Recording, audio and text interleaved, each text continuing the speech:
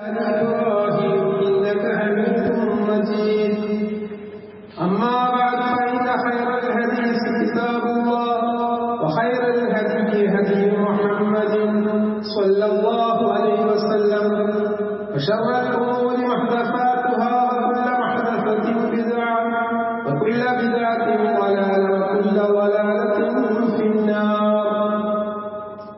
يا أيها الذين آمنوا اتقوا الله حق تقاته ولا تموتن إلا وأنتم مسلمون. أعوذ بالله من الشيطان الرجيم. بسم الله الرحمن الرحيم. وإذا حييتم بتحية فحيوا بأحسن منها أو ردوها إن الله كان على كل شيء حسيبا. സ്നേഹമുള്ള സത്യവിശ്വാസികളെ, വിശ്വാസികളെ, ജീവിതം അല്ലാഹു നൽകിയ ഏറ്റവും വലിയ അനുഗ്രഹമാണ്. ആ അനുഗ്രഹം നൽകിയ അല്ലാഹുവിന്റെ വിധിവിലക്കുകൾ ജീവിതത്തിന്റെ എല്ലാ സന്ദർഭങ്ങളിലും സൂക്ഷിച്ച് ജീവിക്കണമേ എന്ന് എന്നോടും നിങ്ങളോടും ഉണർത്തുന്നു, വസിയ്യത്ത് ചെയ്തു. അല്ലാഹു സുബ്ഹാനഹു വ തആല നമുക്ക് ഓരോരുത്തർക്കും അതിനുള്ള തൗഫീഖ് പ്രദാനം ചെയ്യുമാറാകട്ടെ. സഹോദരങ്ങളെ, നാം വിശ്വാസികൾ അനിവാര്യമായും ജീവിതത്തിൽ പുലർത്തേണ്ട കാര്യങ്ങൾ എന്തൊക്കെയെന്ന് പ്രവാചകൻ സല്ലല്ലാഹു അലൈഹി വസല്ലം തന്റെ ജീവിതത്തിൽ കൂടി നമ്മെ പഠിപ്പിച്ചിട്ടുണ്ട്. പ്രവാചകൻ സല്ലല്ലാഹു അലൈഹി വസല്ലമയെ സ്നേഹിക്കുക എന്നുള്ളത് ഒരു വിശ്വാസിയുടെ ജീവിതത്തിൽ നിർബന്ധമായും ഉണ്ടായിരിക്കേണ്ട കാര്യമാണ്. എങ്ങനെയാണ് പ്രവാചകൻ സല്ലല്ലാഹു അലൈഹി വസല്ലമയോട് നാം സ്നേഹം പ്രകടിപ്പിക്കുന്നത്? ജീവിതത്തിൽ പുലർത്താൻ വേണ്ടി കൽപ്പിക്കപ്പെട്ട കാര്യങ്ങൾ, പ്രവാചകൻ സല്ലല്ലാഹു അലൈഹി വസല്ലം നിർദ്ദേശിച്ചതായ വിഷയങ്ങൾ, അത് നമ്മുടെ സ്വന്തം ജീവിതത്തിൽ കൊണ്ടുവരിക എന്നുള്ളതാണ് റസൂൽ സല്ലല്ലാഹു അലൈഹി വസല്ലമയോടുള്ള ഹുബ്ബ് എന്ന് പറയുന്നത്. അങ്ങനെ പഠിപ്പിക്കപ്പെട്ട ഒരുപാട് കാര്യങ്ങളുണ്ട്. അത്തരം കാര്യങ്ങളിൽ പരസ്പര ബന്ധം വിശ്വാസികൾക്കിടയിൽ ഊട്ടി ഉറപ്പിക്കാൻ, നിലനിർത്താൻ, അല്ലാഹുവിന്റെ അനുഗ്രഹങ്ങൾ ചൊരിയപ്പെടാൻ ഒരു വിശ്വാസി സൂക്ഷിക്കേണ്ട സുന്നത്താണ് സലാം പറയുക. വിശുദ്ധമായ സൂറത്തുൽ നിസാ 82-ാമത്തെ വചനത്തിൽ കൂടി അതിന്റെ പ്രാധാന്യം നമ്മെ ബോധ്യപ്പെടുത്തുന്നു. وَإِذَا حُيِّيتُمْ بِتَحِيَّةٍ فَحَيُّوا بِأَحْسَنَ مِنْهَا أَوْ رُدُّوهَا إِنَّ اللَّهَ كَانَ عَلَى كُلِّ شَيْءٍ حَسِيبًا. നിങ്ങൾക്ക്, അതായത് സത്യവിശ്വാസികൾക്ക് വല്ല അഭിവാദ്യവും അർപ്പിക്കപ്പെട്ട സലാം പറയാനുള്ള ഏറ്റവും വലിയ അഭിവാദ്യമാണ്. അപ്പൊ സത്യവിശ്വാസികൾക്ക് വല്ല അഭിവാദ്യവും അർപ്പിക്കപ്പെട്ടിട്ടുണ്ടെങ്കിൽ അതിനേക്കാൾ നല്ലത് അങ്ങോട്ടും അഭിവാദ്യം അർപ്പിക്കാൻ, അല്ലെങ്കിൽ അത് പ്രകാരം തന്നെ മടക്കുവാൻ തീർച്ചയായും അല്ലാഹു എല്ലാ കാര്യത്തെ കുറിച്ചും കണക്ക് നോക്കുന്നവരാണ്. ഒരാള് അഭിവാദ്യം ചെയ്തിട്ടുണ്ടെങ്കിൽ, സലാം പറഞ്ഞിട്ടുണ്ടെങ്കിൽ അയാൾക്ക് തിരിച്ച് സലാം പറയുക എന്നുള്ളത് നിർബന്ധമുള്ള കാര്യമാണ്. ആ പറഞ്ഞത് പ്രകാരം പറയുന്നതിന് ഉപരി അതിനേക്കാളും ശ്രേഷ്ഠമായ അഭിവാദ്യമാണ് വിശ്വാസിയുടെ ഭാഗത്തിൽ ഉണ്ടാവേണ്ടത്. ചുരുങ്ങിയ പക്ഷം എന്താണോ ഇങ്ങോട്ട് അഭിവാദ്യം ചെയ്തത് അപ്രകാരം തന്നെ മടക്കുവാൻ അവൻ ബാധ്യസ്ഥനാണ് എന്നാണ് ഖുർആൻ ഉണർത്തുന്നത്. ഇപ്പോൾ മുസ്ലിമായ ഒരാളുടെ സാമൂഹ്യ മര്യാദകളിൽ പ്രാധാന്യമർഹിക്കുന്ന കർമ്മമാണ് സലാം പറയുക. ഒരാളെ മുൻപരിചയം ഉണ്ടെങ്കിലും ഇല്ലെങ്കിലും, നമുക്കൊരാളെ പരിചയമുണ്ട്, അല്ലെങ്കിൽ പരിചയം തീരല്ല, രണ്ടാണെങ്കിലും ഇവിടെ സലാം പറയണം എന്നുള്ളതാണ്. തഹിയ്യത്ത് എന്ന് പറഞ്ഞാൽ സലാം പറയാൻ. എന്താണ് സഹോദരങ്ങളെ ഈ സലാം പറയുന്നതിന്റെ അടിത്തറ? എന്നെ എല്ലാ ആപത്തുകളിൽ നിന്നും സംരക്ഷിക്കാൻ ബാധ്യസ്ഥനായ എന്റെ രക്ഷിതാവ് അല്ലാഹുവാണ്. ആ അല്ലാഹുവിന്റെ സംരക്ഷണം, സമാധാനം നിങ്ങൾക്കുണ്ടാവട്ടെ, എനിക്കുണ്ടാവട്ടെ. ഇതാണ് ഞാൻ പ്രാർത്ഥിക്കുന്നത്. യഥാർത്ഥത്തിൽ സലാം പറയുക എന്നുള്ളത് ഏറ്റവും വലിയൊരു പ്രാർത്ഥനയാണ്. അതുകൊണ്ട് തന്നെ ആ പ്രാർത്ഥന നമുക്ക് നൽകി കഴിഞ്ഞാൽ അത് തിരിച്ചു നൽകുക എന്നുള്ളത് സഹോദരങ്ങളെ നമ്മുടെ ബാധ്യതയാണ്. മലക്കുകളോടും പ്രവാചകന്മാരോടും അഭിവാദ്യം, അതായത് സലാം പറയാൻ വേണ്ടിയിട്ട് കൽപ്പിക്കപ്പെടുന്നു. അവർ രണ്ടുപേരുടെയും അഭിവാദ്യം, മലക്കുകളാണെങ്കിലും പ്രവാചകന്മാരാണെങ്കിലും അവരുടെയൊക്കെ അഭിവാദ്യം സലാം പറയലാണ്. ഇബ്രാഹിം നബി അലൈഹിസ്സലാമിന്റെ അടുത്ത് സന്തോഷ വാർത്തയുമായിട്ട് മലക്കുകൾ എത്തുന്നത്. സന്തോഷവാർത്ത ഇസ്മായിൽ അലൈഹിസ്സലാം എന്ന സന്താനത്തെ സംബന്ധിച്ച ഒരേ സമയത്ത് ഒരു പ്രവാചകന്റെ അടുത്തേക്ക് അവർ എത്തുന്നത്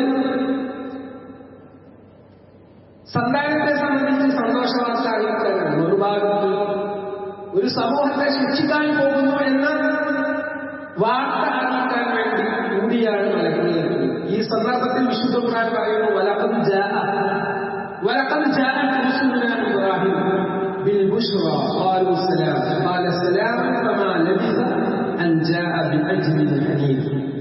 നമ്മുടെ ദൂതന്മാർ സന്തോഷ വാർത്തയുമായി ഇബ്രാഹിമിന്റെ അടുക്കൽ വരികയുണ്ടായി. അതായത് അള്ളാഹുവിന്റെ പ്രവാചകന്റെ അടുത്ത്, ഇബ്രാഹിം നബിയുടെ അടുത്ത് നമ്മുടെ ദൂതന്മാർ എന്ന് പറഞ്ഞാൽ നമ്മുടെ മലക്കുകൾ എത്തി. അവർ പറഞ്ഞു സലാം, സലാം എന്ന് പറഞ്ഞാൽ സമാധാനം ഉണ്ടാവട്ടെ. അപ്പൊ അദ്ദേഹം പറഞ്ഞു സലാം, തിരിച്ചു അഭിവാദ്യം പറഞ്ഞു. എന്നിട്ട് അദ്ദേഹം ഒരു ചുട്ടുവേവിച്ച പശുക്കുട്ടിയുമായി വരാൻ താമസം നടത്തിയില്ല. എത്രയും പെട്ടെന്ന് ഈ അതിഥികളെ സൽക്കരിക്കാൻ വേണ്ടിയിട്ട് ഒരു പശുക്കുട്ടിയെ ചുട്ടുകൊണ്ട് കൊണ്ടുവരികയാണ്. എന്നാൽ അവർ മലക്കുകളായിരുന്നു, അവർ ഭക്ഷണം കഴിക്കില്ല. ഇതറിയാതെയാണ് ഇത് കൊണ്ടുവന്നത്. ഇനി ഈ സലാം എന്നുള്ള സംഗതി എന്നാരംഭിച്ചതാണ് എന്നുള്ളത് നമുക്ക് അറിയേണ്ടതുണ്ട്. ഖലഖല്ലാഹു ആദം അലാ സൂറത്തിഹി തൂലുഹു 60 ذراعا فلما خلقه قال اذهب فصل على أولئك النفر من الملائكة جلوس فاستمع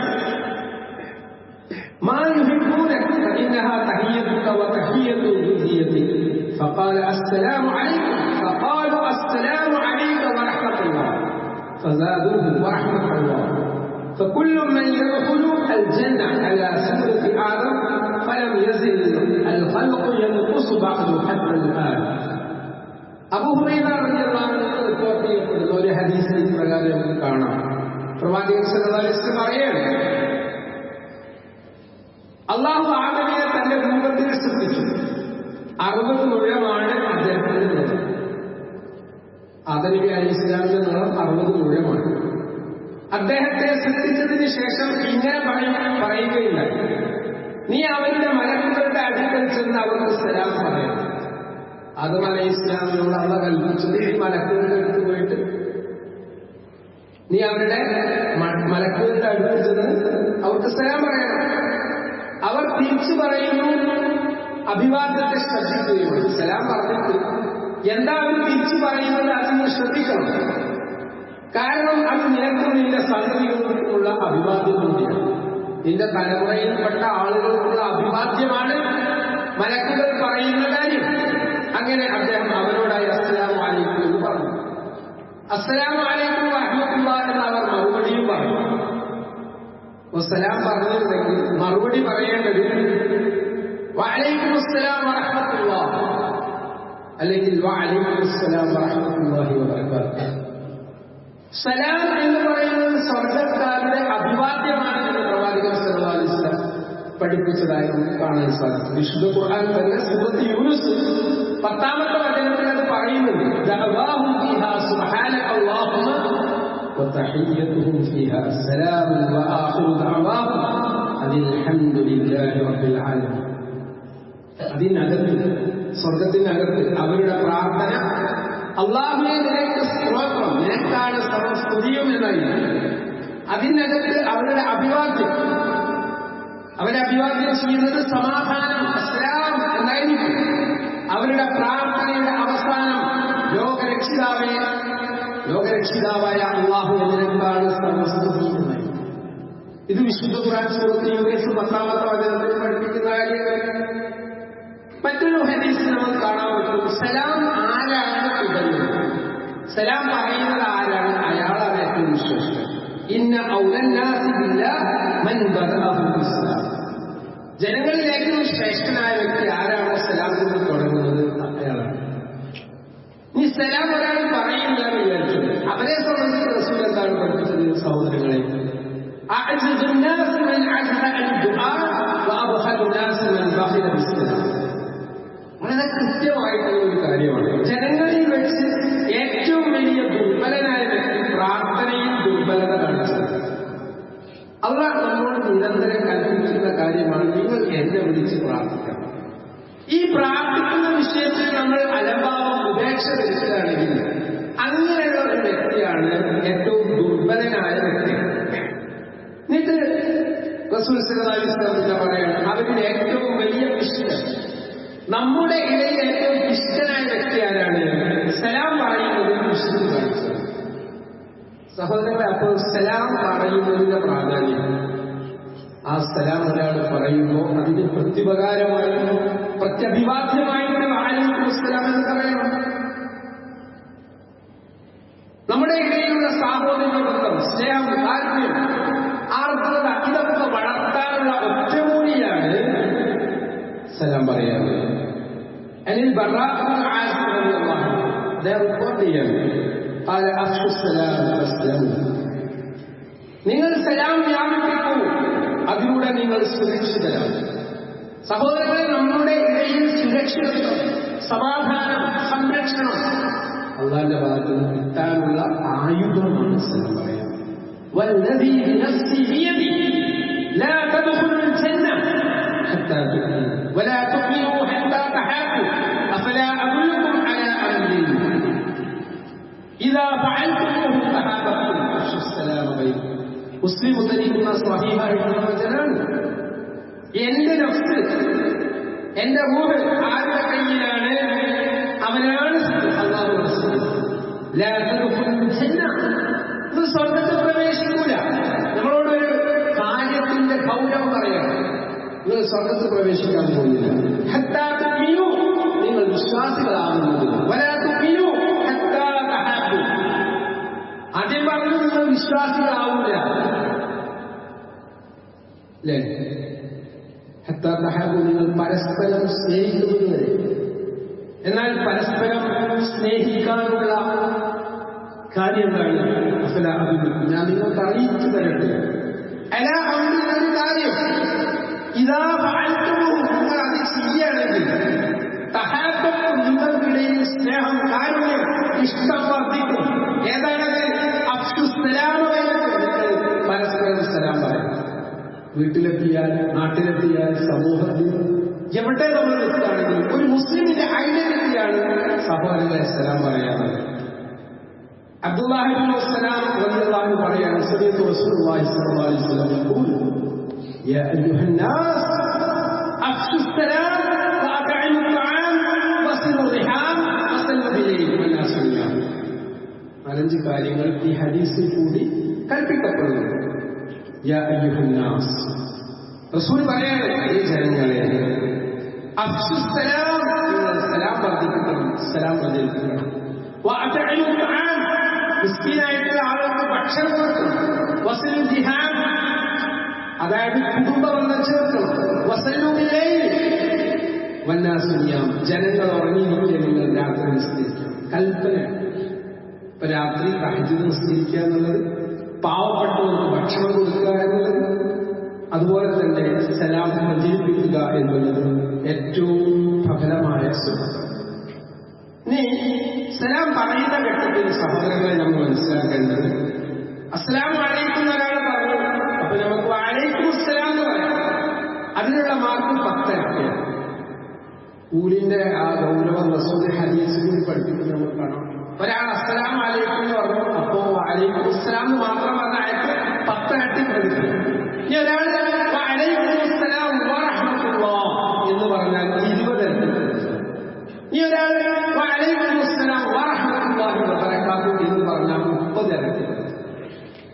അപ്പൊ ഒരാൾ നമ്മളോട് സലാം പറഞ്ഞാൽ അലൈക്കുസ്സലാം എന്നല്ല പറയേണ്ടത്, വഅലൈക്കുമുസ്സലാം വറഹ്മത്തുള്ളാഹി വബറകാതുഹു. അപ്പോ അള്ളാഹുവിന്റെ സംരക്ഷണവും സുരക്ഷിതത്വവും സമാധാനവും നിങ്ങൾക്കുണ്ടാവട്ടെ എന്ന് ഒരാൾ നമുക്ക് വേണ്ടി ദുആ ചെയ്താൽ അതിനാമീൻ പറയാൻ വേണ്ടി മലക്കുകൾ അത് ഏർപ്പാടാക്കിയത്. ആ പ്രാർത്ഥനയ്ക്ക് 30 ഇരട്ടി പ്രതിഫലം. നീ സലാം പറയുമ്പോൾ എങ്ങനെ പറയണം? റസൂൽ സല്ലല്ലാഹു അലൈഹി വസല്ലം ഹദീസിൽ കാണാൻ പറ്റും, ഉറങ്ങുന്ന ഒരാൾ ഉണർത്താതെ എന്നാൽ ഉണർന്നിരിക്കുന്ന ഒരാൾക്ക് കേൾക്കാൻ കഴിയുന്ന രൂപത്തിലാണ് സലാം പറയുന്നത്. ഒരാൾ ഉറങ്ങാൻ അവിടെ പോയി ഉറക്ക സലാം പറയാൻ അയാൾ ഉറക്കാൻ പാടില്ല. എന്നാൽ ഉണർന്നിരിക്കുന്ന ഒരാൾക്ക് കേൾക്കാൻ പറ്റുന്ന വോയിസിൽ ഒച്ചത്തിലാണ് പറയുന്നത്. വലിയ ഒച്ചത്തിൽ ആളുകളെ ഇടപെടാൻ പാടില്ല.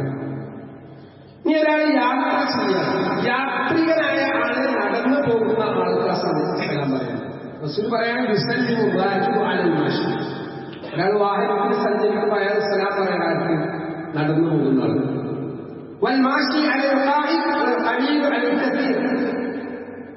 മനസ്സിലാകുന്നുണ്ടോ? ചെറിയ ഒരു സംഘം വലിയൊരു സംഘത്തോട് ഇതൊക്കെ സുന്നത്തായി പഠിപ്പിക്കപ്പെട്ട കാര്യമാണ്. നീ സലാം ആവർത്തിക്കുക എന്നുള്ളത്. ഒരാൾ സലാം പറഞ്ഞു, കുറച്ചാൾ കഴിഞ്ഞപ്പോൾ ഒന്നുകൂടി തിരിച്ചു അസ്സലാമു അലൈക്കും വീണ്ടും പറഞ്ഞാൽ എന്തായാലും തലക്ക് വെട്ടായോന്ന് ചോദിക്കാൻ പാടില്ല. യഥാർത്ഥത്തിൽ അവിടെ അയാൾ സലാം പറയുന്നത് നടക്കും. കാരണം അള്ളാഹുവിന്റെ അനുഗ്രഹം വർഷിക്കാൻ വേണ്ടിയിട്ടാണ് അത് പറയുന്നത്. റസൂൽ സല്ലല്ലാഹു അലൈഹി വസല്ലമയുടെ സന്നിധിയിൽ ഒരാൾ ഉള്ളെടുത്ത് വന്നു നിസ്കരിച്ചു. അപ്പൊ റസൂൽ സല്ലല്ലാഹു അലൈഹി വസല്ലമയോട് അദ്ദേഹം സലാം പറഞ്ഞു. അപ്പൊ റസൂൽ സല്ലല്ലാഹു അലൈഹി വസല്ലം അദ്ദേഹത്തോട് പറഞ്ഞു, നീ നിസ്കരിച്ചിട്ടില്ല, നീ വീണ്ടും പോയിട്ട് നിങ്ങൾ എടുത്തിട്ട് വരാൻ പറഞ്ഞു. വീണ്ടും നിസ്കരിച്ചു, വീണ്ടും ഇങ്ങനെ 3 വട്ടം അദ്ദേഹം സലാം പറയുന്നു. റസൂൽ സല്ലല്ലാഹു അലൈഹി വസല്ലമയുടെ സന്നിധിയിൽ വരുന്ന ആ സഹാബി 3 വട്ടം സലാം പറയുന്നുണ്ട്. ഈ ഒരു സുന്നത്ത് അവിടെ ഉണ്ട്. ഈ വീട്ടുകാരോട് സലാം പറയണം എന്നുള്ളത് വിശുദ്ധ ഖുർആനിന്റെ കൽപ്പനയാണ്. എന്ന് മനസ്സിലാക്കണം. വീട്ടിൽ കയറി ചെല്ലുമ്പോൾ സലാം പറയണം. فإذا دخلتم بيوتا فسلموا على أنفسكم تحية من عند الله مباركة طيبة. നിങ്ങൾ വല്ല വീടുകളിൽ പ്രവേശിക്കുന്നതായാൽ നിങ്ങൾക്ക് തന്നെ അള്ളാഹുവിൽ നിന്നുള്ള പാവനമായ ഒരു അനുഗ്രഹീതമായ ഉപചാരം എന്നുള്ള നിലക്ക് സലാം ചൊല്ലുന്നത് കൽപ്പന. അതുപോലെ കുട്ടികളോട് സലാം പറയുന്ന സുന്നത്ത് റസൂൽ സല്ലല്ലാഹു അലൈഹി വസല്ലം പഠിപ്പിച്ചു. അത് ചെറിയ കുട്ടികളല്ലേ എന്നുള്ള അർത്ഥത്തിലല്ല. അനുസൃതമായി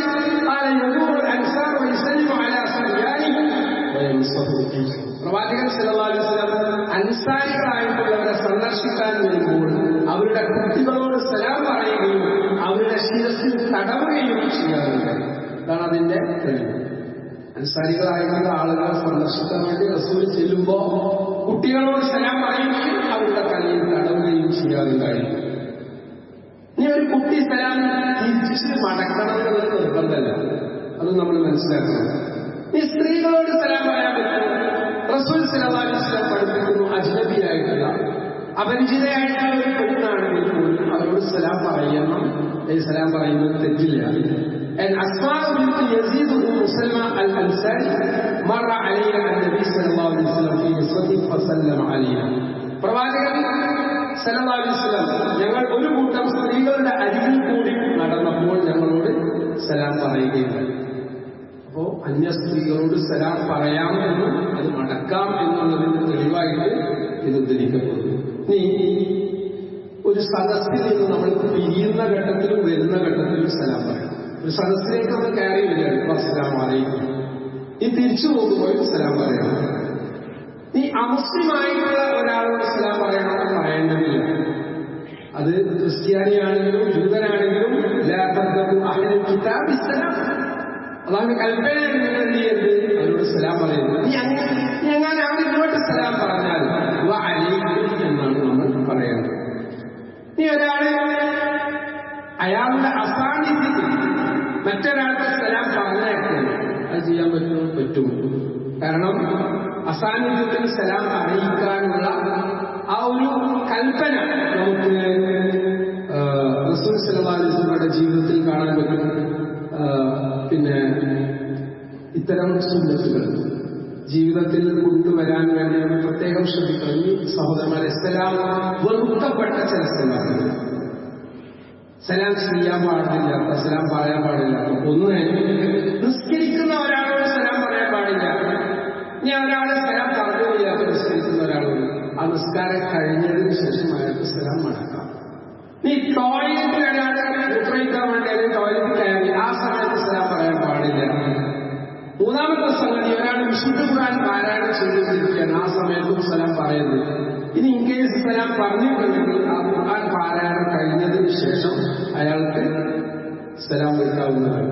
മറ്റൊരു കാര്യം നമ്മൾ മനസ്സിലാക്കേണ്ടത്, സലാം പറയുന്ന ഘട്ടത്തിൽ ഹസ്തദാനം ചെയ്യുക, കൈ കൊടുക്കുക എന്നുള്ളത് പ്രബലമായ പ്രതിഫലാർഹമായ സുന്നത്താണ്. ഏതെങ്കിലും രണ്ട് മുസ്ലിങ്ങൾ പരസ്പരം കണ്ടുമുട്ടുകയും അവർ സലാം പറയുമ്പോൾ ഹസ്തദാനം നടത്തുകയും ചെയ്താൽ പിരിയുന്നതിന് മുമ്പ് അവരുടെ പാപങ്ങൾ കൊടുക്കപ്പെടുന്നതായിരിക്കും. അപ്പൊ അത്രയധികം ശ്രേഷ്ഠതയുള്ള ഒരു കർമ്മമാണ് സലാം പറഞ്ഞ് കൈ കൊടുക്കുക എന്നുള്ളത്. സഹോദരങ്ങളെ, ഇത്തരം പുണ്യങ്ങൾ മനസ്സിലാക്കി ജീവിതത്തിൽ പകർത്താൻ നമ്മൾ പ്രത്യേകം ശ്രമിക്കുക. അല്ലാഹു നമ്മെ അനുഗ്രഹിക്കട്ടെ.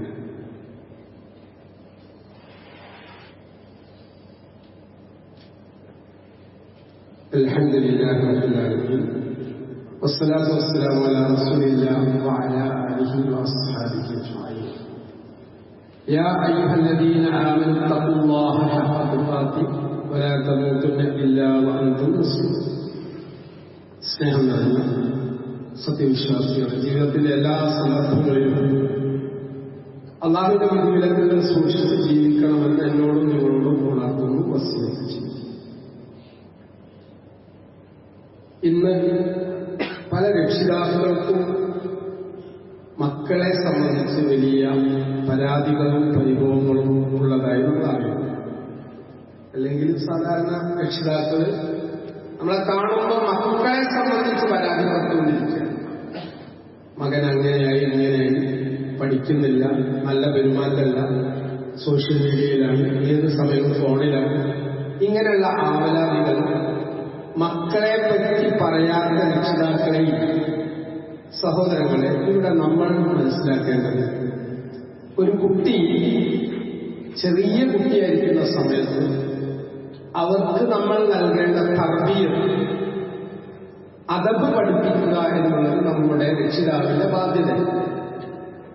ആ അദബ് പഠിപ്പിക്കുന്ന സമയത്ത് പഠിപ്പിച്ചിട്ടില്ല എങ്കിൽ വലുതായതിനു ശേഷം നമ്മൾ ഖേദിച്ചിട്ടൊരു കാര്യം. അതുകൊണ്ടാണ് ഒരു രക്ഷിതാവിന്റെ വലിയ ഉത്തരവാദിത്വം ഉണ്ട് എന്ന് മനസ്സിലാക്കുന്നത്. ഒരു വാപ്പായതുകൊണ്ട് മാത്രം അയാളുടെ ബാധ്യത തീരുന്നില്ല. ഒരു കുഞ്ഞിന് ജന്മം നൽകുന്നതോടൊപ്പം ആ കുട്ടിക്ക് നല്ല പേരിടുക എന്നുള്ളത് പ്രധാനമാണ്. നല്ല സംസ്കാരം പഠിപ്പിക്കുക എന്നുള്ളത് പ്രധാനമാണ്.